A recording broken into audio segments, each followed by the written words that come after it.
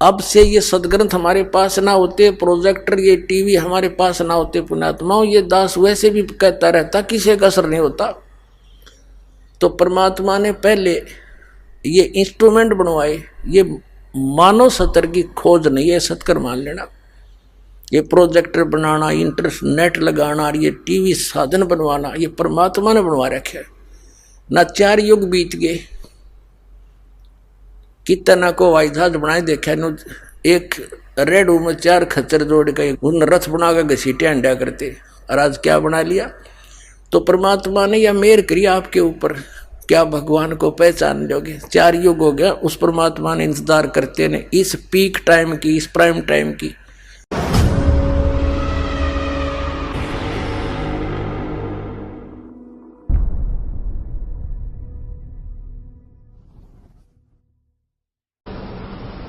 वर्तमान में इस पृथ्वी पर यदि कोई वस्तु असंभव है तो सत्संग है।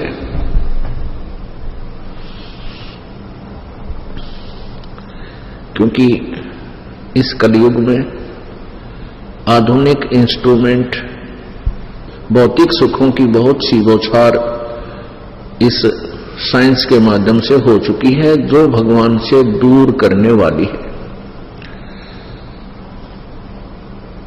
इसका सारा कारण आपका धीरे धीरे समझ में आएगा कि युग कलयुग क्यों रचा, कलयुग के अंदर काल ने ऐसा क्यों सिस्टम पैदा किया। ये वो पीक टाइम है, ये वो स्वर्ण अवसर है कि मानव अब भक्ति करके सतलोक चला जाएगा। और परमेश्वर कबीर जी का प्रचार ये पूरे विश्व में होने का समय है। तो काल ने पहले से ही इस युग की ऐसी रचना कर दी कि जब ये भक्ति काल शुरू हुए, अब ये भक्ति काल शुरू हो गया, तो उस समय आधुनिक इंस्ट्रूमेंट, ये विज्ञान चरम सीमा पर पहुंचा दी। टेलीविजन बनाए पहले था, टीवी, चलो वो तो घर घर में माथा मार लिया आदमी, शाम ने जाकर उसके देखा देखी करा करते। अब जब से ये परमात्मा की रजा हुई इस दास के ऊपर और ये सत्संग परमात्मा का प्रारंभ हुआ है, उसी दिन से और टेक्निक एक से एक नई ये काल भगवान वैज्ञानिकों को दे रहा है। जीव के बस के नहीं कंप्यूटर बना लेना, जीव के बस के नहीं ऊपर सैटेलाइट सेट कर लेना। ये इस काल भगवान ने, जो कि स्वर्ग के देवताओं को भेजता है और उनके अंदर से प्रेरणा करके वैज्ञानिकों के अंदर प्रवेश करके उन देवताओं से वो इंस्ट्रूमेंट बनवा दिए। यदि मानव के बस की ये बातें होती तो सतयुग त्रेता द्वापर में आप देख लो, एक रथ बोला करते, उसमें रथ, एक रेडू में एक रेडू बैलगाड़ी समझ लो इस टाइप की, और उसमें 4 खच्चर जोड़ा करते, 5 5 6 6 7 7 8 8 11 11 ये घोड़े जोड़ के खींच के ले जाया करते। क्योंकि ऐसे रास्ते थे, गहरी गहरी लीक हो जाती, कि तो पानी में काटने पड़ते, कि तो डला में खींच ले जाते, तो एक से नहीं खींचता हो। तो अब ये क्या बना दिया इस काल भगवान ने, इसलिए आवश्यक समझा कि ये प्राणी भक्ति ना कर ले, मोबाइल बनवा दिए। दिन रात टेलीविजनों के अंदर 12 बजे शुरू कर ले, कोई गाने बजाने बकवाद स्वरूप आवेगी।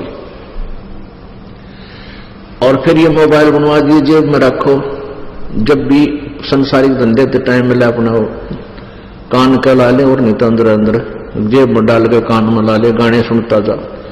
तो इस काल ने ये चाल तो चाली थी भक्ति से दूर करने की, लेकिन परमात्मा की लीला को ये काल भगवान ज्योति निरंजन ब्रह्म नहीं समझ सकता, ये तो जीव है उसके सामने। अब परमात्मा ने उसी का सदुपयोग हमारे भक्तों के द्वारा शुभ काम में ले लिया।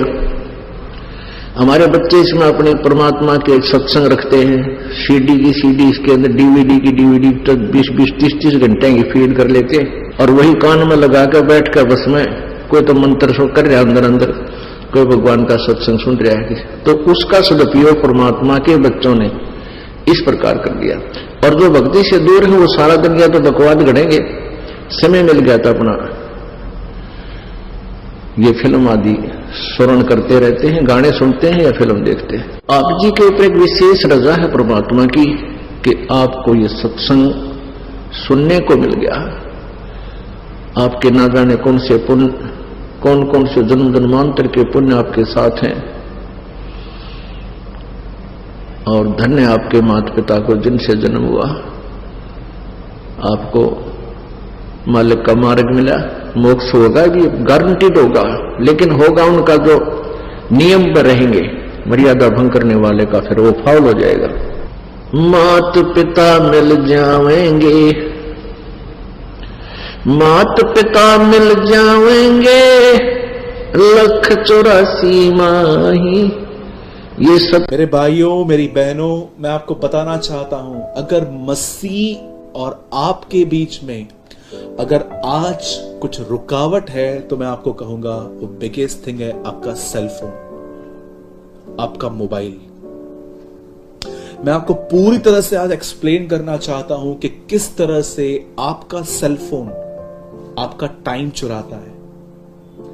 देखिए, हमारे सेलफोन के अंदर बहुत सारी चीजें होती हैं।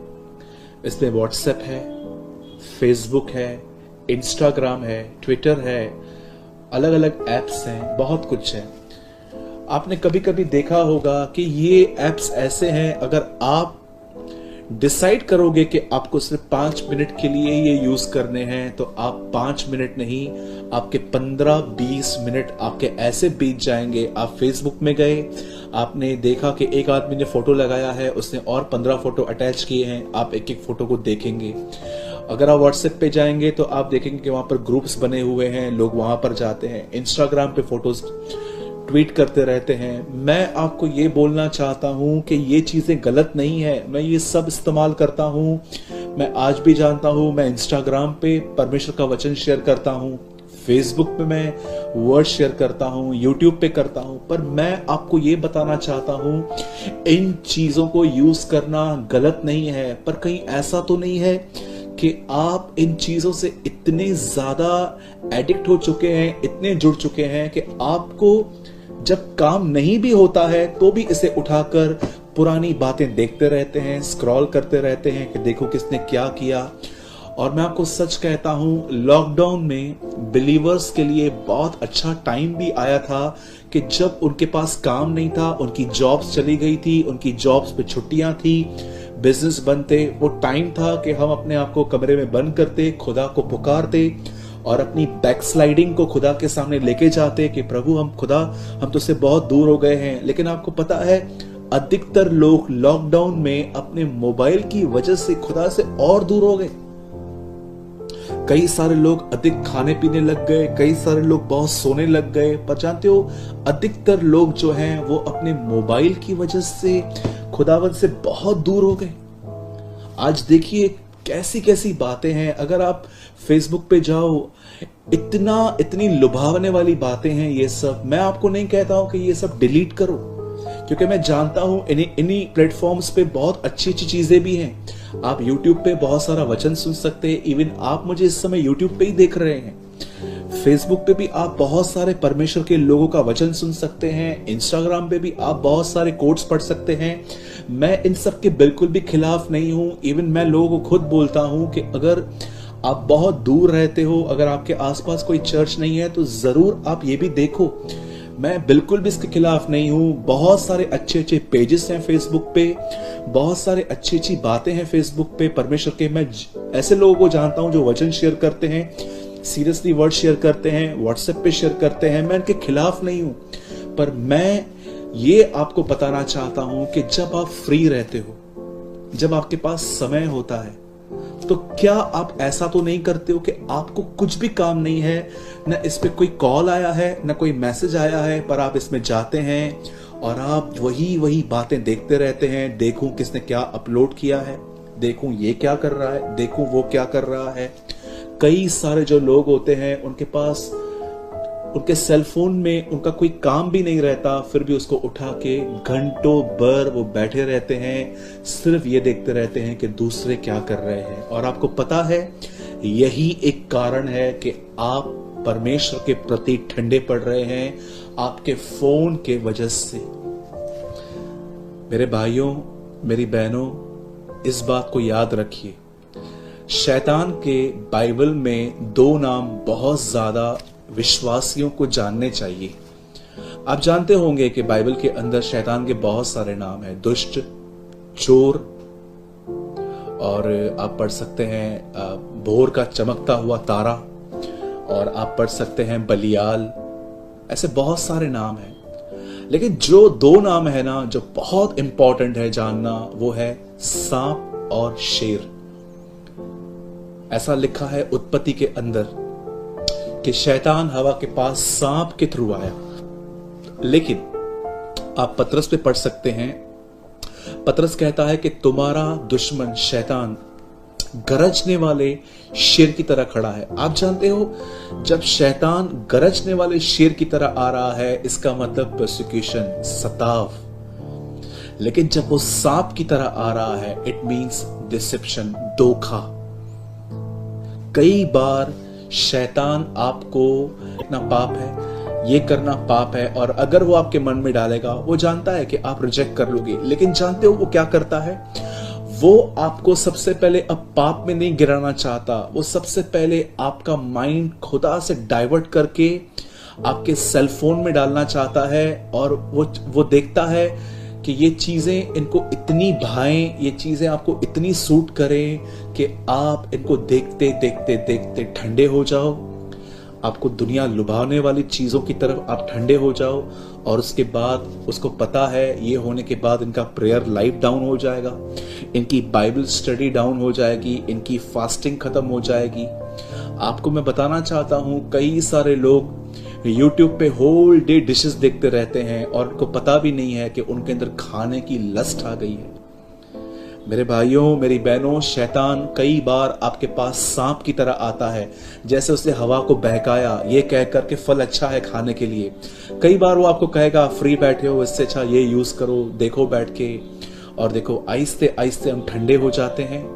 हम देखते रहते हैं कि किसने क्या अपलोड किया, कौन सी शॉपिंग करनी चाहिए, कौन से कपड़े आए हैं, कौन से मेकअप्स आए हुए हैं, कौन सा फैशन आया हुआ है, कौन से इलेक्ट्रॉनिक सामान आए हुए हैं, कौन सा सेलफोन आने वाला है। ये सब देख देख के हम ठंडे हो जाते हैं। और उसके बाद देखिए, हमारा ओल्ड नेचर, हमारा पुराना स्वभाव वापस लौट आता है। मैं आप में से हर एक को कहना चाहता हूं, मेरे भाइयों, मेरी बहनों, मैं सेलफोन के बिल्कुल अगेंस्ट में नहीं हूं, ना ही मैं उसमें डाउनलोड किए हुए किसी भी ऐप के खिलाफ हूं, पर मैं सिर्फ इस बात के खिलाफ हूं कि कहीं आपने अपने मोबाइल को परमेश्वर का स्थान तो नहीं दे दिया। हर 1 घंटे में, हर 1.5 घंटे में, हर आधे घंटे में हम चेक करते हैं इनबॉक्स में क्या आया हुआ है, मैसेंजर पे क्या आया हुआ है, व्हाट्सएप पे क्या आया हुआ है। ये भी तो एक इनबॉक्स है। क्या इसमें देखते हैं कि खुदा ने आपके लिए क्या रखा है? मैं कोई प्रॉफिट नहीं हूं कि मुझे आपकी गलतियां पवित्र आत्मा बताता है, पर मैं वही हूं जैसे आप थे या आप हैं। मैं भी अपना बहुत सारा समय लोगों की बातों को देखने में व्यतीत करता था, लेकिन एक टाइम ऐसा आया, मुझे पता चला कि ये चीजें मुझे ठंडा कर रही हैं। तब परमेश्वर ने मुझे स्लोली डिसिप्लिन सिखाया और अब भी सिखा रहा है। मेरे भाइयों, मेरी बहनों, मैं आपको फिर से कहना चाहता हूं, आप अपना सेलफोन यूज कर सकते हैं, आपके पास जितने ऐप्स हैं आप वो भी यूज कर सकते हैं, पर क्या आपने ये बात चेक की है कि आप अपना कितना समय इन चीजों को देते हैं और ये चीजें आपको ठंडा कर रही हैं? जब आप सुबह उठते हैं तो आपको पहले ये नहीं देखना है कि किसने गुड मॉर्निंग कहा है, किसने गुड नाइट कहा है। आपको सबसे पहले उठना है और उसे ताकना है, उसके चेहरे की ओर देखना है, उसे ढूंढना है कि खुदा तू आ रहा है मुझे लेने के लिए। मैं तेरी वही कुंवारी दुल्हन हूं जिसके लिए तू आ रहा है। मुझे तैयार कर, मुझे रेडी कर प्रभु, ताकि जब तू आए मुझे ले जाए। मेरे भाइयों, मेरी बहनों, ब्लेसेड होप, जो एक धन्य आशा है हमारी कि मसीह हमें लेने के लिए आ रहा है, उसके लिए तैयार हो जाइए। जब भी आपको किसको कॉल करना है, किसी को मैसेज करना है, कुछ अपलोड करना है, तब आप अपने फोन को उठाइए। या आपको जब आपने कोई ऐसा पेज लाइक करके रखा है या कोई आईडी है जहां पर आप रोज वचन पढ़ते हो, अगर आप वहां जा रहे हो बहुत अच्छी बात है, लेकिन एक एक करके हर एक की जिंदगी को जांचना, अपना खाली समय सिर्फ इन चीजों में बिताना, अपना समय बर्बाद करना है। और मैं आपको बताना चाहता हूं, ये सिर्फ संसार है जो आपको आकर्षित करेगा। आपको पता है हमारे प्रेयर टावर पे इतने कॉल्स आते हैं, अब प्रभु के अनुग्रह से बंद हो गए हैं। इतने कॉल्स आते थे और उसमें बोला जाता है कि हमारे बच्चे सारा दिन पबजी गेम खेलते हैं, प्लीज उनके लिए प्रेयर कीजिए। इतने सारे बच्चे हैं जो मैं आपको बताना चाहता हूं, मुझे बीच में करिए। और मैं आपको सच कहता हूं, कई सारे लोग तो आप देखेंगे अपने ऐसे से फोटोज अपलोड करते हैं कि दूर से देखकर ही पता चल जाता है कि ये मसीह नहीं हो सकते। परमेश्वर ने अगर आपको मोबाइल दिया है, एप्स दिए हैं, तो मैं आपको बताना चाहता हूं, इनके द्वारा उसके वचन को फैलाइए। प्रभु मेरा गवाह है, मैंने हमेशा इन चीजों के द्वारा परमेश्वर को आदर दिया है, मैंने वचन शेयर किया है। मैं आपको भी एडवाइस दूंगा, जो आप पढ़ते हैं वो आप दूसरों से शेयर कीजिए, आर्टिकल टाइप कीजिए, लिखिए, अपलोड कीजिए, ताकि आपकी फ्रेंड लिस्ट में जो लोग हैं उन्हें सुसमाचार मिले, उन्हें शिक्षा मिल सके। इस तरह लिखिए कि बच्चे भी आपकी बातों को समझ पाए। मैं फिर से कहता हूं, अगर आप सच में ऑनेस्ट हैं, अगर ईमानदार हैं, तो आप आज के वीडियो को देखने के बाद जरूर एक कमेंट करेंगे कि यस ब्रदर, आप सही हो और मैं आपसे 100% एग्री हूं। अगर आप सच में, आपकी स्पिरिट ईमानदार है, ठीक है, जिनकी नहीं है वो शायद न लिखें। और अगर ऐसा भी नहीं है कि जो नहीं लिखते हैं वो डिसएग्री हैं, कई सारे लोग कमेंट नहीं कर पाते हैं बेचारे, लेकिन अगर आप कमेंट करना जानते हैं तो आप जरूर आज ये बात लिखिए कि yes brother, I am agree with you, कि हाँ, मैं चाहता हूं कि आज के मेरे वीडियो को देखकर ही नहीं, आपके कमेंट्स को देखकर भी लोग जागृत हों कि यस, ये बहन जो बोल रही है ये एग्री है, ये भाई जो बोल रहा है ये एग्री है। आप जानते हैं बहुत जल्द क्या होगा?